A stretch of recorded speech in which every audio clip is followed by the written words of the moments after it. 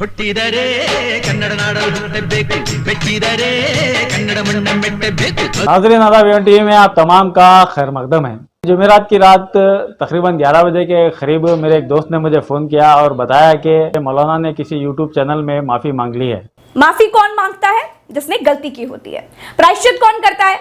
जिसने पाप किया होता है। उन्होंने जिक्र किया मोती मस्जिद के इमाम यूसुफ खादरी का और मुझे ये बताया कि उन्होंने माफ़ी मांग ली। सुनने के बाद मुझे महसूस हुआ कि इसमें माफ़ी की क्या ज़रूरत थी, जबकि उन्होंने अवामी सतह पर कुरान मजीद की आयत को नज़रअंदाज किया था, उन आयत को नज़रअंदाज किया था जिसमें हिजाब के ताल्लुक से पाबंदी बताई गई, उनको नज़रअंदाज किया था। तो अवामी सतह पर ही उन्हें तौबा करने की ज़रूरत थी। खैर चूँकि उन्होंने माफ़ी मांग ली थी तो मैंने इस बात को आगे बढ़ाना मुनासिब नहीं समझा। अगर मैं चाहता तो जुमा या हफ्ते को मैं इस बात को तूल दे सकता था और ये कह सकता था कि मौलाना ने एक कौमी सतह के चैनल सोना न्यूज़ में जो बयान दिया उसकी माजरत खाई उन्होंने एक मामूली किस्म के यूट्यूब चैनल में दी, जबकि टेलीविज़न चैनल में और जिसके लाखों सब्सक्राइबर हैं और जिसको लाखों लोग देखते हैं वहाँ पर कौम के ख़िलाफ़ बात की और छोटे से चैनल में उन्होंने कौम से माजरत खाही कर ली। इस बात को लेकर मैं एक न्यूज़ बना भी सकता था और ये कह भी सकता था कि मौलाना को माफ़ी मांगने की बजाय अवामी सतह पर तौबा करने की ज़रूरत है और उन्हें चाहिए कि उसी सोना चैनल में फिर एक मरतबा ये कहें कि मैंने जो कुछ कहा था गलत कहा था, मेरा मंशा वैसा कहने का नहीं था। लेकिन मैंने ये महसूस किया कि खैर एक इमाम है और इमाम का एहतराम करना चाहिए, इस मामले को आगे नहीं बढ़ाना चाहिए, मामले को रफा दफा कर देना चाहिए। हमें मौलाना की गलती की निशानदेही करना था, हमने कर ली। उसके बाद हमारी जिम्मेदारी नहीं, उसके बाद कौम के जिम्मेदारों की जिम्मेदारी है कि वो जो चाहे सो करें, हम क्यों उस झमेले में पड़े। ये सोचकर मैं खामोश हो गया। लेकिन जैसा कि मैंने गुज़श्ता वीडियो में कहा था कि इस्लाम में शख्सियत परस्ती की कोई गुंजाइश ही नहीं है। इसके बावजूद भी बदकिस्मती की बात है कि कुछ अनबख्त पाए गए हैं और पाए जा रहे हैं। अब उन अनबख्तों ने मौलाना की माफ़ी के बाद एक हल्ला सा मचा दिया। मुख्तलिफ व्हाट्सएप ग्रुप में कमेंट्स करके ऐसा बताने की कोशिश की गई कि जैसे मौलाना ने कोई बहुत ही बड़ा काम कर लिया हो। माफ़ी मांगकर मौलाना ने कोई बहुत बड़ा महाज उन्होंने सर कर लिया हो। माफी कौन मांगता है? जिसने गलती की होती है। प्रायश्चित कौन करता है?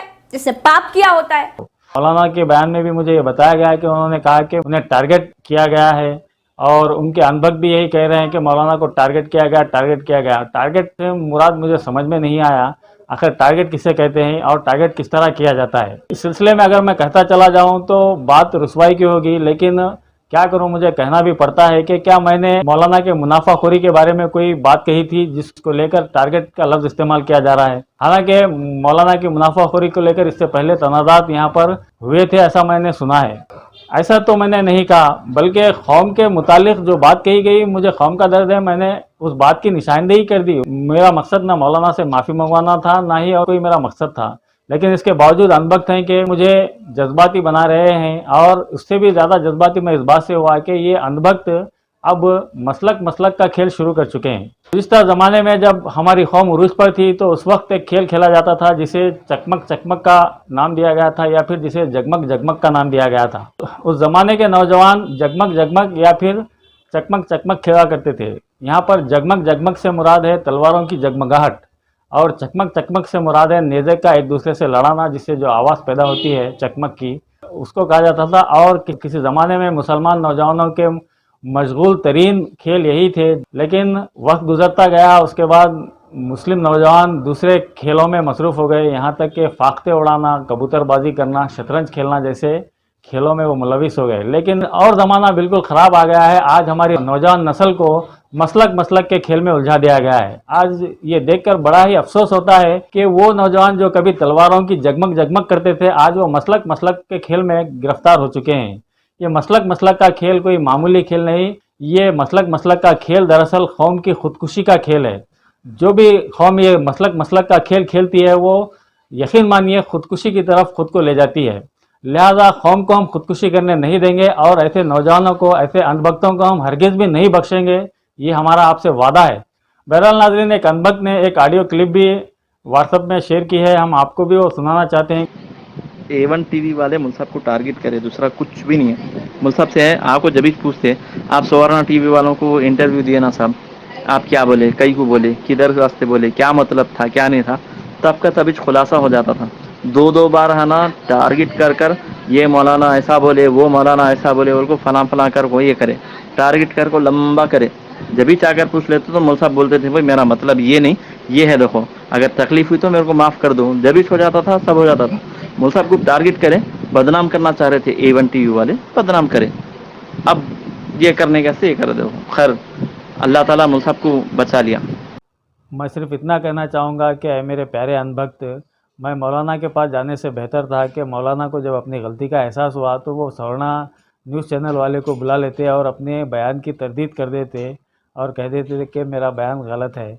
लेकिन उन्होंने ऐसा नहीं किया, क्योंकि उन्हें कन्नड़ चैनल में, जो कि हज़ारों लाखों की तादाद में देखा जाता है, उसमें देकर वो गैर मुस्लिमों को खुश करना चाहते थे और एक छोटे से उर्दू चैनल में माफ़ी मांगकर वो मुसलमानों को भी खुश करना चाहते थे। यानी जैसे कि गुलबर्गा के मरहूम शायर मुहिब कौसर ने कहा था कि शैतान भी खुश हो जाए अल्लाह भी हो राज़ी, शैतान भी खुश हो जाए अल्लाह भी हो राज़ी, अब अहले हिमाकत ने क्या राह निकाली है, अब अहले हिमाकत ने क्या राह निकाली है। चुनाचे मौलाना ने यह दरमियानी रास्ता निकाल लिया था। चुनाचे यही वजह है कि वो सवर्णा चैनल से रुजू होने के बजाय किसी मामूली उर्दू चैनल की तरफ वो चल पड़े। साथ ही साथ हम आपके स्क्रीन पर कुछ कमेंट्स भी डालेंगे जिसमें इन नौजवानों को मसलक खेलने के लिए मजबूर किया जा रहा है और ये नौजवान मसलक खेल रहे हैं। इन कमेंट को पढ़कर आपको अंदाज़ा हो जाएगा कि ये लोग ये कह रहे हैं कि यूसुफ कादरी दरअसल अहले सुन्नत के इमाम हैं और उन्होंने तबलीगी जमात का, जमात इस्लामी का मोती मस्जिद में ज़ोर कम कर दिया है, लिहाजा इसकी वजह से A1 टीवी वालों ने जमात इस्लामी के साथ मिलकर या फिर तबलीगी जमात के साथ मिलकर मौलाना को टारगेट किया है। ये कैसी अजीब व गरीब बातें हैं। क्या ये मसलक खेलने का वक्त है? हमने एक गलती की निशानदेही की, कौम पे छोड़ दिया, अब कौम की मर्जी है, कौम चाहे तो मौलाना को वहाँ पर बरकरार रहने दे या ना रहने दे, कौम चाहे तो उनके पीछे नमाज पढ़े या ना पढ़े।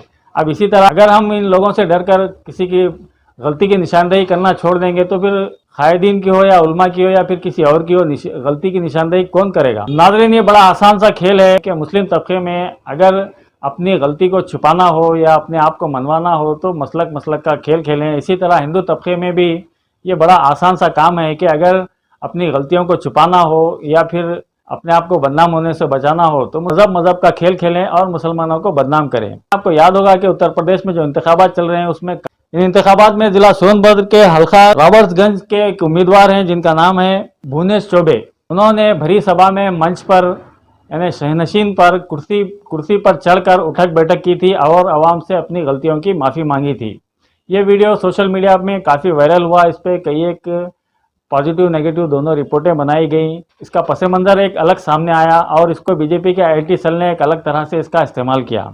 इसका पस मंज़र ये था कि भुवनेश चौबे 2017 में यहाँ रुकन असम्बली मुंतखब हुए, लेकिन रुकन असम्बली मुंतखब होने के बाद इस हल्के में जो गाँव हैं वहाँ पर उन्होंने 5 सालों में कभी मुड़कर भी नहीं देखा। जब इंतखाबात आए तो वो लौटकर कैनवेसिंग के लिए आए हुए थे। चुनाचे एक उर्दू अखबार ने इस सिलसिले में खबर बनाई कि 5 साल के बाद अब गांव की याद इन्हें आ ही गई।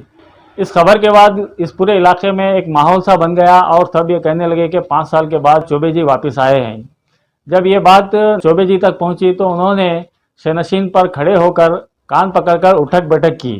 अब इस वाक़े का इस्तेमाल IT सेल ने किस तरह किया, आप इसको देखेंगे तो आप हैरान रह जाएंगे कि IT सेल ने यह लिखा कि मियाँओं और मुल्लाओं ने मिलकर एक हिंदू नेता को उठक बैठक करने पे मजबूर कर दिया, उन्हें माफ़ी मांगने पे मजबूर कर दिया। ये मियाँ और मुल्ला यानी मुसलमान गुज़िश्ता 45 सालों से इस ताक में लगे हुए हैं कि वो किसी तरह रॉबर्ट्सगंज की नशिस्त खुद के लिए जीत लें, खुद के लिए हासिल कर लें। जब उनसे नहीं बन पड़ा तो वो हमारे हिंदू नेताओं पर तहमतें लगाते हैं और उन्हें टारगेट बनाते हैं और इस तरह की हरकत करके उन्हें बदनाम करते हैं। लिहाजा इन मियाँ और मुल्लाओं से होशियार हो जाओ, जागो हिंदू जागो, इस तरह के व्हाट्सएप वायरल किए जा रहे हैं। तो ये वाक़या भी देख लीजिए और इन अनबख्तों का भी वाक़या देख लीजिए कि अगर किसी को अपनी गलती छुपाना हो तो ये कह देना आसान है कि वो फला मसलक का है, इस वजह से इस मसलक के इमाम को टारगेट कर रहा है, फिर या फिर वो फला मसलक का है, ये फला मसलक का है। तो फिर RSS के अनबख्तों में और इन अनबख्तों में फ़र्क क्या है मुझे समझ में नहीं आया। बहरहाल मैं इतना ही कहना चाहूँगा कि ये मसलक का खेल बड़ा ख़तरनाक है। इस खेल में आप हरगिज़ भी ना पड़िए और कौम को इस खेल में जाने ना दें। ये मसलक का खेल बंद कर दीजिए, वरना कहीं ऐसा ना हो कि हम मसलक खेलते रह जाएं और दीगर अक़वाम हमसे ज़्यादा तरक्की करके हम पर हावी हो जाएं। अब तो वही हो रहा है, तो समझ जाइए, अब तो होशियार हो जाइए। हम कभी सुना करते थे, कभी ये पढ़ा करते थे, कभी खबरें ये देखा करते थे कि उत्तर प्रदेश में, कभी झारखंड में, कभी हरियाणा में, कभी मुख्तलिफ स्टेट्स में पहलू खान को मारा गया, जुनैद खान को मारा गया, अल्लाह को मारा गया, फलां को मारा गया और मॉब लिंचिंग की गई वगैरह वगैरह जैसी खबरें हम सुना करते थे।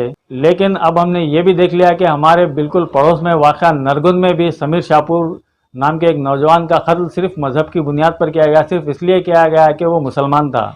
मैं ये समझता हूँ कि उसकी जो मॉब लिंचिंग की गई वो ये सोचकर नहीं की गई कि ये सुन्नी था, ये देवबंदी था, या फिर ये तबलीगी जमात का था, या फिर ये अहले हदीस था।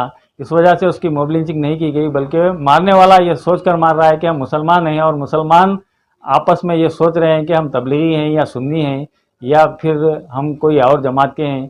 वो पता नहीं क्या क्या सोचते रहते हैं, पता नहीं कितने फ़िरक़ों के नाम वो लोग जानते हैं और कितने मसलक को वो जानते हैं। मुझे लगता है कि अगर इनका बस चले और आवाज़ दी जाए कि आइए एक मुस्लिम नौजवान का कत्ल हुआ है, हम इसके इंसाफ के लिए आवाज़ उठाएंगे, आइए अगर मैं कौम का कोई क़ायद किसी दिन आवाज़ उठाएगा कि आइए समीर शाहपुर के लिए हम इंसाफ का मुतालबा करें, आइए एक एहतजाज करें, तो मुझे लगता है कि ये अंधभक्त ऐसे हैं, ये पहले ये सोचेंगे कि हम आएंगे, लेकिन पहले हमें ये बता दीजिए कि क्या समीर शाहपुर तबलीगी जमात का था या सुन्नी था या फिर अहले हदीस का था। उसमें भी ये लोग जो है मसलक का सवाल उठाने लगेंगे। लिहाजा ऐसे अंधभक्तों से होशियार रहिए और ऐसे अंधभक्तों को मैं ये कहना चाहूँगा कि अंधभक्ति से बाहर आइए बाबा। बीजेपी के और मोदी के अंधभक्त काफ़ी हैं, अब मौलाना के, मशाइख के या फिर क़ायद के अंधभक्त मत बनिए। अल्लाह के वास्ते आप इस अंधभक्ति से लौट आइए और अपने इस्लाम की तरफ आइए। इस्लाम में साफ साफ तौर पर है कि शख्सियत परस्ती किसी की भी नहीं की जा सकती, यहाँ तक कि खलीफा वक्त पर भी सहाबा ने सवाल उठाए।